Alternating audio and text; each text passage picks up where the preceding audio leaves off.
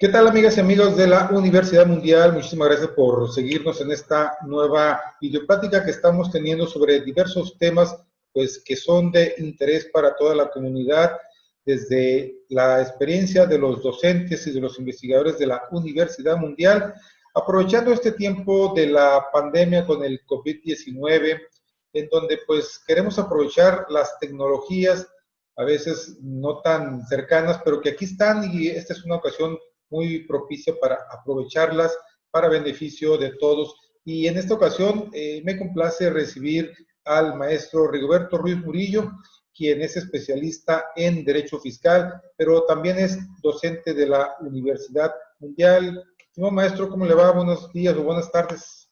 Muy buenas tardes, amigos. ¿Qué tal? Un saludo para todos los universitarios que nos ven y nos escuchan. Así es, y bueno, y un poco más de público también, porque pues es para el público en general.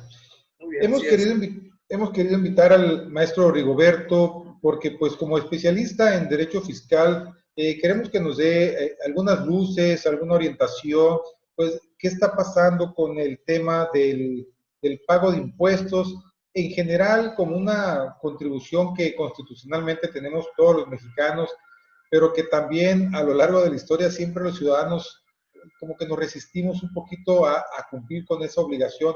Un primer acercamiento al tema, maestro Rigoberto. Bien, bueno, como lo acabas de mencionar, ¿verdad?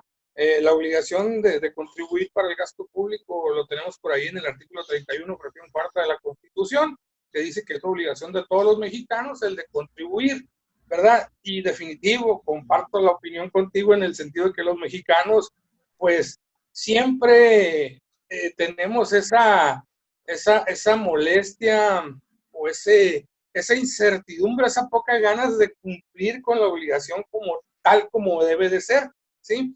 Y yo la verdad, en el transcurso de mi ejercicio de la profesión me he dado cuenta que la gente a veces rehúsa un poquito a cumplir tal como debe de ser con esa obligación, ¿verdad? Pero en fin, al final del día, pues es una obligación ciudadana, la tenemos ahí, y lógicamente debe de ser claro y justo que cuando tú obtienes un ingreso, pues lógicamente tienes que obligarte a contribuir para efectos fiscales y pagar nuestras contribuciones, ¿verdad? Así es, aunque también yo creo que hay que reconocer de alguna manera el Estado en su conjunto tiene algunas dificultades para poder extender este brazo ejecutor, si lo podemos decir de alguna manera, para estar en todos los rincones y en todo momento, pues pendiente de que cada uno de nosotros cumpla, ¿no? Es decir, no se tiene con el personal suficiente, estamos también con un impuesto sobre otro, es decir, yo creo que en parte por eso también los mexicanos en general nos resistimos un poquito, ¿no?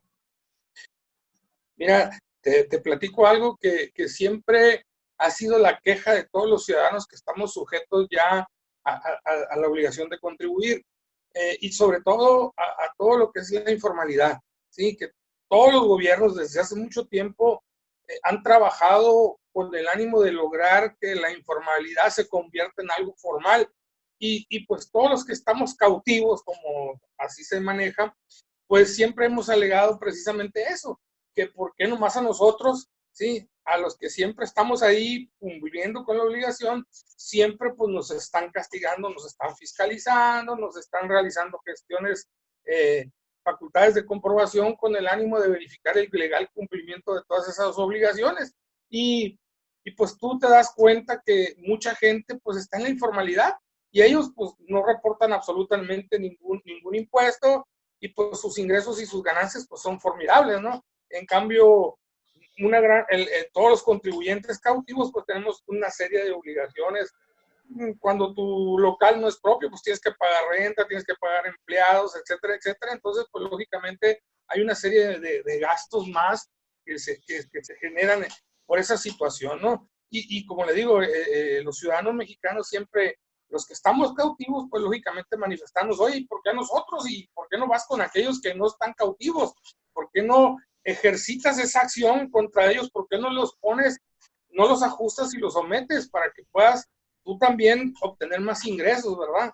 Sí, en el gobierno de Enrique Peña Nieto había un esquema para incentivar a los que no estaban en la formalidad y ponerlos a la formalidad. Sin embargo, realmente el gobierno no logró tal objetivo. ¿Por qué? Porque pues todos sabemos que pues, estar en la informalidad pues te genera eso, no está sujeto a ninguna obligación, ¿verdad? Entonces, sí es complicado, de verdad, el aparato del Estado pues no tiene la capacidad como para lograr que en todo el territorio nacional lograr someter a todos esos contribuyentes que no están cautivos, pues que se inscriban, que se den de alta, etc. Te digo, Enrique Peña Nieto había hecho una serie de propuestas y incluso estaban en la ley ya, no eran propuestas, estaban en la ley, en donde los estaban incentivando. Sin embargo, no logró, no tuvo el eco que se buscaba y pues al final del día, pues ahí quedó todo, ¿no? Pero sí tenemos un gran problema con el comercio informal, con las actividades informales aquí en el Así es. Y pues efectivamente, como usted señala, el asunto de la regulación del pago de impuestos, pues siempre ha sido también una discusión muy amplia porque para algunos nunca llegamos a esta reforma integral en materia fiscal, ¿no?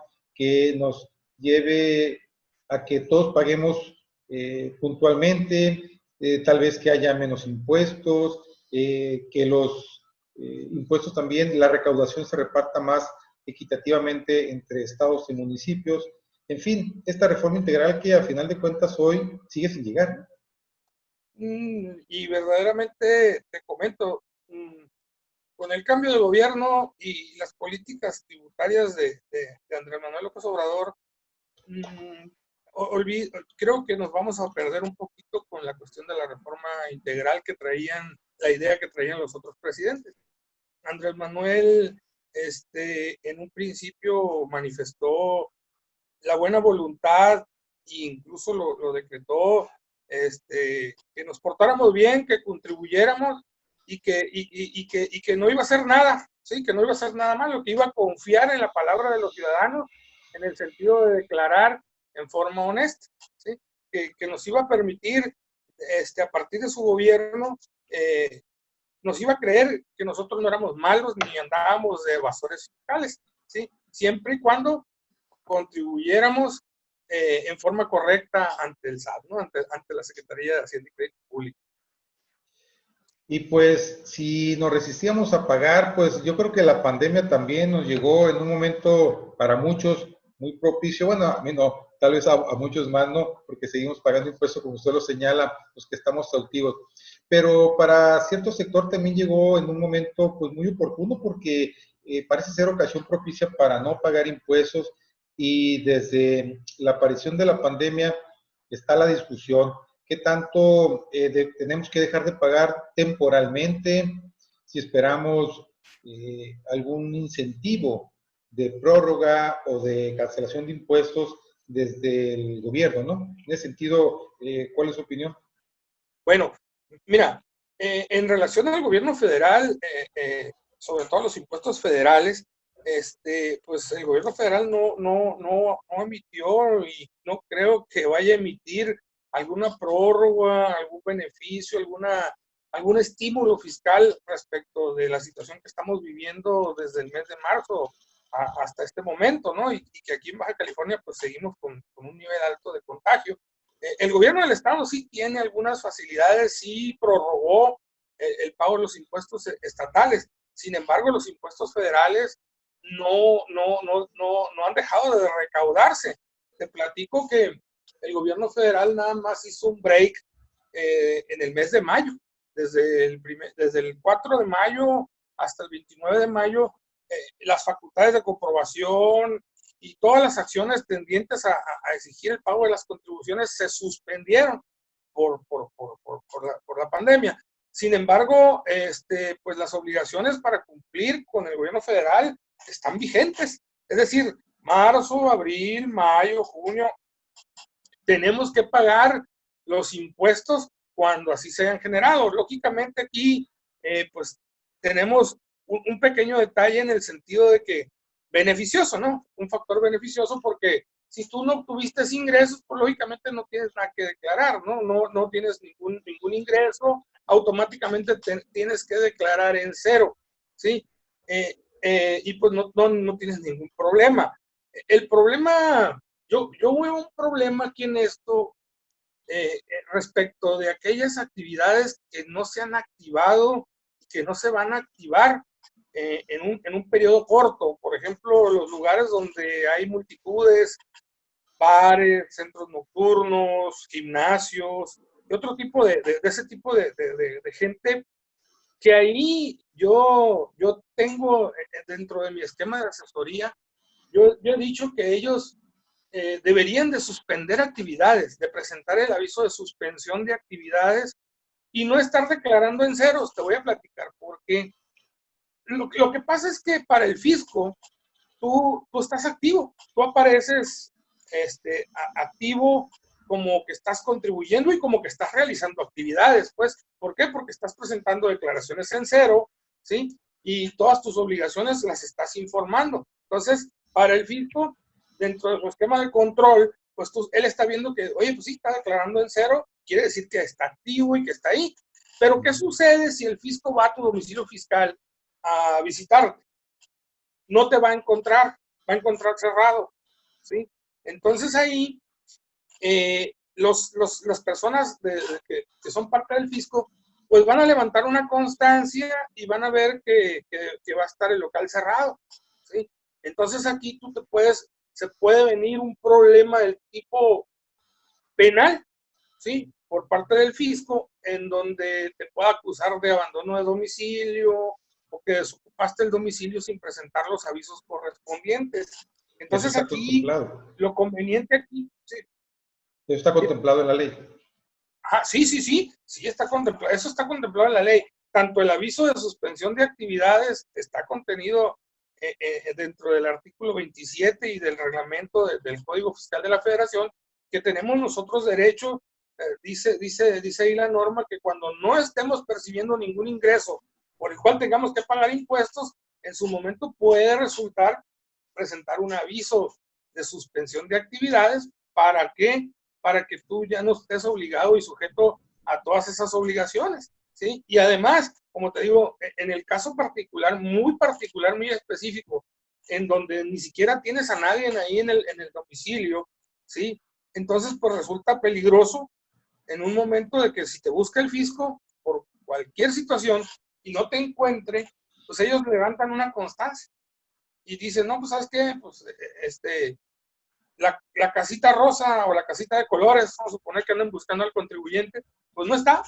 Y van con el vecino y le, oye, ¿desde cuándo no está? No, pues ¿sabes qué? Tiene desde que empezó la pandemia que no abren, ¿sí?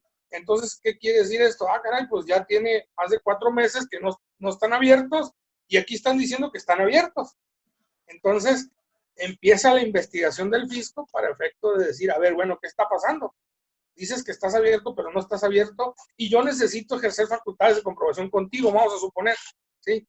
Que le toque la fortuna de que va el fisco a realizar gestiones de facultades de comprobación, y entonces que encuentre abandonado o desocupado local, o cerrado simplemente, y que por la información de los vecinos, que normalmente son muy amables con el fisco, pues van a ver y van a decir, oye, pues es que este tiene abandonado el domicilio. Entonces, ahí se genera una situación peligrosa para los contribuyentes, ¿no? Es en el supuesto, lógicamente te repito, en el supuesto de aquellos contribuyentes que no han reanudado sus actividades por disposición de las mismas normas de las autoridades, ¿no? ¿Sí? Pero ese supuesto, a final de cuentas, digo, le puede suceder a cualquiera. Y por otra parte, otro de los impuestos también, pues es el que tiene que ver con el seguro social. ¿De alguna manera también esta recomendación aplica en el mismo sentido? Sí, acuérdate que el Seguro Social y el Infonavit son organismos fiscales también, tienen el mismo procedimiento, tienen facultades de comprobación y tienen facultades para ir a verificar que estés ahí. Lógicamente, pues te digo, si no tienes trabajo y aquí la carga en el sentido del Seguro Social, pues los trabajadores los tienes dados de alta y no los has dado de baja, entonces automáticamente tienes que estar pagando el Seguro Social y el Infonavit para efectos de darle cumplimiento a las obligaciones, pues. Entonces, por eso te digo, ¿qué pasa en este caso? Bueno, mi recomendación es suspender actividades y lógicamente presentas el aviso y lo vas a tener que presentar ante el Seguro Social y ante el Infonavit también. ¿Para efectos de qué? De que no se genere una carga tributaria, ¿sí? En el sentido de la seguridad social con el particular, y como no estás obteniendo ingresos, pues ¿cómo vas a pagar, verdad? ¿Sí? Te va a generar una carga extraordinaria que vas a tener que tomar dinero de otro lugar para cumplir con esas obligaciones. ¿Sí? Que una gran mayoría de los empresarios ha aguantado en ese sentido y pagan medias quincenas, pagan una semana sí, una semana no. Ya son cuestiones ahí que más que nada, no tan del derecho laboral, pero que al final del día son acuerdos entre los trabajadores y el patrón, en el sentido de decirle, mira, pues no te quiero correr, pero tampoco te quiero desproteger, ¿verdad? No tengo trabajo, pero te voy a ayudar en este sentido, y se ponen de acuerdo y, están, y así permanecen. Ahorita, te digo, he escuchado que muchos patrones están bajo ese esquema, ¿no? Una nómina sí la pagan, otra, una semana sí, una semana no, o pagan la mitad de la quincena en un periodo y cae otro dinerito y pagan la otra parte. Son varias formas, ¿no? De cómo se han manejado los empresarios para efectos de darle cumplimiento a eso de no despedir a la gente, ¿sí? Pero pues conlleva a que tienes que mantener activo tu seguridad social para los trabajadores, y sobre todo si por algún motivo están los trabajadores trabajando y son de riesgo, como la construcción y ese tipo de situaciones, que en las obras pues hay riesgo, ¿no? Un accidente de trabajo, una situación de ese tipo, pues hay que mantenerlos protegidos a los trabajadores, ¿verdad? Y en este caso, entonces, también el seguro permite dar de baja temporal a algunos trabajadores, como usted señala, mientras no están trabajando, o con el otro asunto es la reducción del salario, ¿no? Que en ocasiones, como usted dice, se paga una parte, etcétera. Sí, el Seguro Social te lo permite, tienes que hacer el trámite ante el instituto ahí en el portal, para efectos de hacer la baja temporal del trabajador, ¿verdad? A lo mejor no necesitas a 2 o 3, o a lo mejor no necesitas a ninguno y los puedes dar de baja, y ya con eso, pues te quitas una poquita de carga impositiva, ¿no? En el sentido de los trabajadores, algo que tienes ahí, que tienes que estar pagando el impuesto de seguridad social. El problema pudiera generarse con aquellos trabajadores que tienen una enfermedad crónica, donde tienen forzosa necesidad de acudir de forma periódica a la institución, al servicio médico, que ahí pues no les puedes quitar ese derecho de la seguridad social, ¿verdad? Sí, entonces ahí ya entre trabajadores y el patrón tienen que ponerse de acuerdo en ese sentido, y el patrón tiene que pues, entender, ¿no? En su momento de que pues si esa persona necesita ese servicio médico, pues definitivamente no le puedes dar de baja, ¿no? Pero si está permitido en la norma, sí te lo permite. Bueno, y en este caso, aunque nos desviamos un poco, es un asunto colateral, como diría aquel expresidente, el efecto sobre la antigüedad de los trabajadores también se rompe. Ese es un perjuicio de alguna manera que también sucede. Pues es que al hablar de una suspensión de la relación laboral, te digo, se interrumpe. Claro, ya estaríamos entrando a terrenos del área laboral, y ya aquí a lo mejor peco de dar una opinión peligrosa, ¿verdad? Pero definitivamente sí, para efectos legales, pues lógicamente al suspender tus actividades, al suspenderte como empleado, automáticamente se están suspendiendo las cuestiones de antigüedad y todo lo demás, ¿verdad? Sí. Al momento que tú, con ese patrón, ya no corre la cuestión de la antigüedad con el trabajador, ¿verdad? Esa sería la cuestión si tú presentas esa baja, ¿no? Claro, si te vas a pleito y el trabajador acredita, oye, es que no es cierto, fue un acuerdo entre el patrón y yo para efectos de que él ya no pagara el seguro social, y mira, aquí tengo 3 testigos, entonces pues en la junta, en el juicio, tú vas a demostrar que no se interrumpió esa cuestión de antigüedad para efectos del trabajador, del derecho, ¿sí? Entonces pues ya ahí lógicamente al patrón pues no va a tener defensa, ¿no? En un dado caso que tuviera que haber juicio, ¿no?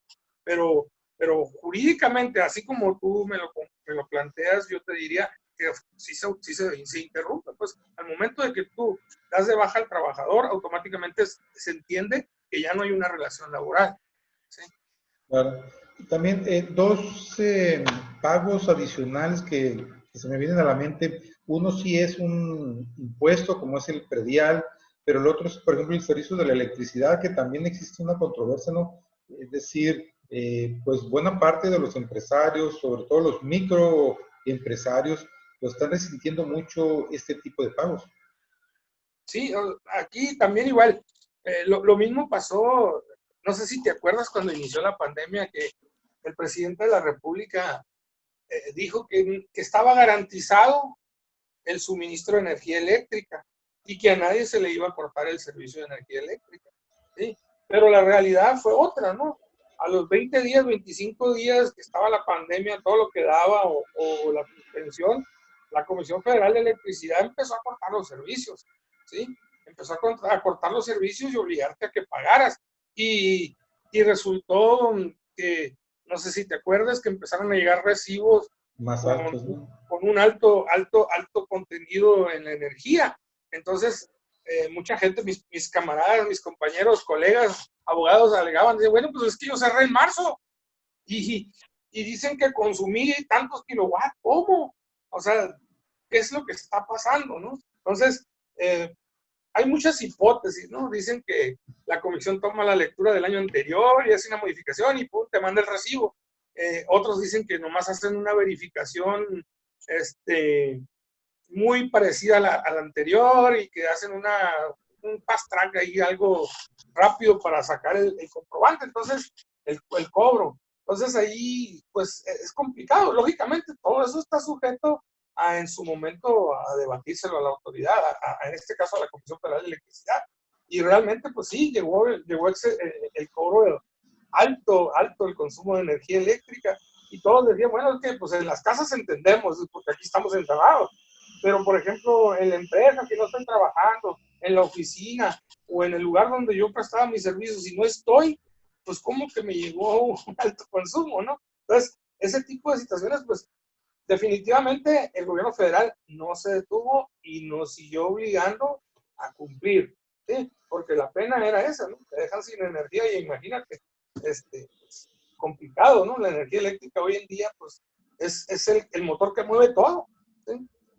Entonces, eso te digo. Y en relación al gobierno municipal, sí, no sé si te has dado cuenta que aquí en Baja California Sur y sobre todo en La Paz, el presidente municipal sigue incentivando todavía para el pago de los impuestos el predial, una serie de condonaciones y descuentos, ¿verdad? Que están factibles, están abiertos todavía, ¿verdad? Todavía lo está manejando el municipio, ¿sí? Para efecto de la contribución del impuesto predial. Sí, porque también en el caso municipal, por ejemplo, hace días la alcaldesa de Los Cabos reconoció, ¿no?, una caída sustantiva en los ingresos, pues sobre todo porque la mayor parte del ingreso municipal proviene del pago de servicios y del predial. Y pues con esta circunstancia, pues ahora sí que también ellos han apechugado un poquito, pero que se ve la resistencia del gobierno federal, ¿no? Sí, no, es que definitivamente el gobierno federal ya dijo que no va a realizar no va a generar ningún estímulo. Incluso como comentario cultural, está el proceso de reforma al Código Fiscal de la Federación y a la Constitución Política de los Estados Unidos Mexicanos para efecto de quitar las condonaciones de impuestos, ¿eh? Lo va a eliminar. Ya no lo va a contener la Constitución ahí en el artículo 28, que es el fundamento constitucional para la condonación de impuestos, de contribuciones. Lo está ya está presentada la propuesta y está por aprobarse, por las cámaras, en el sentido de derogar el artículo 74 del Código Fiscal de la Federación, que establece la condonación de las multas, y también el constitucional, que establece la condonación de contribuciones, ¿sí? Esto es un paso definitivo. La teoría de López Obrador va en ese sentido de que tenemos que pagar impuestos para el sostenimiento del Estado, ¿no? Así es. Y pues bueno, pues la pandemia yo creo que está mostrando ya la parte más difícil en cuanto a los contribuyentes, porque, pues como usted comentó, ¿no? Ya algunas actividades se han reiniciado y eso permite de alguna manera, pues, regularizar el pago de impuestos. Pues desde su perspectiva, esta circunstancia especial presentaría nuevamente un periodo todavía muy difícil para los contribuyentes. Pues la situación es complicada porque acuérdate que la activación económica, todos estamos unidos, al final del día todos estamos unidos, ¿no? El contratista, el constructor, el herrero, el carpintero, el abogado, el contador, el administrador, todos tenemos un vínculo, un círculo, giramos bajo un esquema, la economía se maneja así, entonces, ¿qué es lo que sucede? El circulante pues no circula, ¿sí? Estamos atrancados en ese sentido porque pues no podemos, no todos los sectores están activos, entonces pues lógicamente es complicado volver a echar a andar la máquina, ¿no? Y pues lógicamente aquí el que empiece a trabajar, el que empiece a generar una ganancia o los ingresos, pues lógicamente que va a tener que pagar los impuestos, ¿no? No tiene opción de no pagarlos, ¿verdad? Te comento algo que es muy interesante que sucedió ahora en el mes de abril. En el mes de abril, en cuanto se venció el plazo para el pago provisional, que es el último día de cumplimiento es el 17 del mes de abril, ¿sí? Te platico que el gobierno federal hizo una emisión global de México y todos aquellos que no tuvieran presentado el pago provisional o que estuvieran atrasados en el pago de los impuestos, les cancelaron los sellos digitales, ¿sí? Como una medida de presión para obligarte a pagar las contribuciones que tenías pendientes. Entonces, te digo, el gobierno federal no tiene tregua en ese sentido y no nos va a perdonar el no pagar impuestos. Tenemos que pagar los impuestos, los vamos a tener que pagar, ¿sí? Obligatoriamente, ¿sí? Claro, debemos de estar conscientes de que quien ha obtenido un ingreso, pues tiene la obligación de cumplir. Aquellos que no tienen ingresos, pues definitivamente no tienen nada que hacer y pues nomás declarar en cero, ¿no? Esa es una obligación, pero de todas maneras está la obligación. Tienes que cumplir con esa obligación. Aunque digas tú, no, es que no tengo ingresos, sí, pero tienes que avisarle al SAT que no estás obteniendo ningún ingreso. Pero sigue estando abierta la ventana de que uno puede hacer convenios para pagar en un periodo más amplio lo que debe todavía. Bueno, mira, aquí el Código Fiscal de la Federación sí nos permite pagar en parcialidades, ¿sí? O diferidos, dice el código, sí. Nada más que hay ciertas reglas. El primer punto es que no puedes pagar en parcialidades contribuciones de un periodo menor a 6 meses. Es decir, solamente yo puedo pagar contribuciones que ya estén vencidas mayores a 6 meses hacia atrás, ¿sí? El código te dice eso. ¿Sabes qué? No puedes hacer, por ejemplo, que yo dijera, voy a hacer el convenio para pagar enero, febrero, marzo y abril, ahora en mayo. El fisco me va a decir, no procede porque en forma muy clara, el artículo 66 del código te dice, no, tienen que ser 6 meses hacia atrás, 6 De meses diciembre para atrás. Así es, entonces, sí puedes hacerlo del ejercicio anterior, sí, y 6 meses hacia atrás.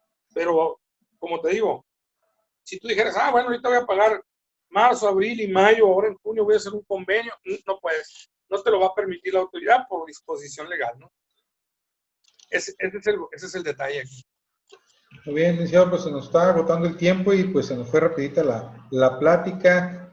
Quedan algunos temas importantes porque pues el asunto fiscal, pues, bueno, ¿qué le puedo preguntar a usted? Es un asunto muy apasionante también, ¿no?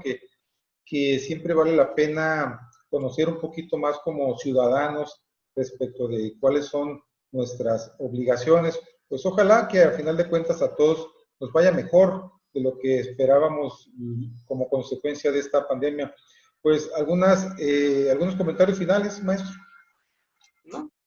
Pues muchas gracias por el espacio. Un saludo a todos, a los que nos acompañan y nos miran a través de la página de la Universidad Mundial. Pues hay que estar con la esperanza muy activa y muy positiva, en el sentido de que pronto nos vamos a volver a ver ahí en las aulas, en nuestra alma mater, ¿verdad? Con ese ánimo que siempre hemos tenido para estar ahí participando dentro de la institución, ¿verdad? Y pues definitivamente el tema fiscal, yo siempre he dicho que, pues como dices, apasionante, definitivamente sí, así es, ¿no?